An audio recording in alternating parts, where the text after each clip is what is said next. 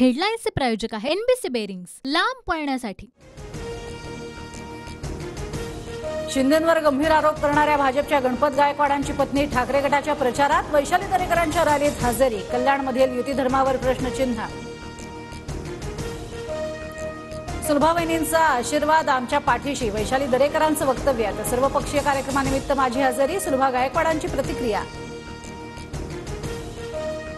आपण सुनेला घरची लक्ष्मी मानतो, 40 वर्ष झाली तरी बाहेरची, मग किती वर्ष झाल्यानंतर घरची म्हणायचं? सुनेत्रा बाहेरच्या पवार या शरद पवारांच्या वक्तव्यावरून अजित पवारांचा सवाल। शरद पवारांवरील प्रश्नावर सुनेत्रा पवारांनी हात जोडले, निवडणुकीनंतर कुटुंबातील संबंध सुधारू शकतात, सुनेत्रा पवारांचं सूचक विधान। कोल्हापूर, धाराशिव, रत्नागिरीमध्ये मवियाच्या उमेदवारांचा अर्ज, शाहू महाराज, ओमराजे निंबाळकर, विनायक राऊतांकडून शक्ती प्रदर्शनात उमेदवारी अर्ज दाखल। राम सातपुते, रणजितसिंग निंबाळकरांच्या प्रचारार्थ सोलापूरमध्ये फडणवीसांचा रोड शो, राम सातपुते, रणजितसिंग निंबाळकरांचा उमेदवारी अर्ज दाखल। भाजपकडून साताऱ्यात अखेर उदयनराजे भोसलेंना उमेदवारी, पवार गटाच्या शशिकांत शिंदेंविरोधात उदयनराजेंचा सामना रंगणार। उदयनराजेंची उमेदवारी जाहीर होताच राणेंच्या उमेदवारीवरून कार्यकर्त्यांची धाकधूक वाढली।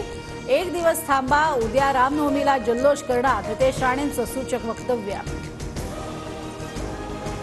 विरोधकांनी माझं वक्तव्य तोडून मोडून दाखवलं, नवनीत राणांचा आरोप। मोदींची हवा होती आहे आणि भविष्यातही राहणार, मोदींवरील वक्तव्यावरून नवनीत राणांचा युटर्न।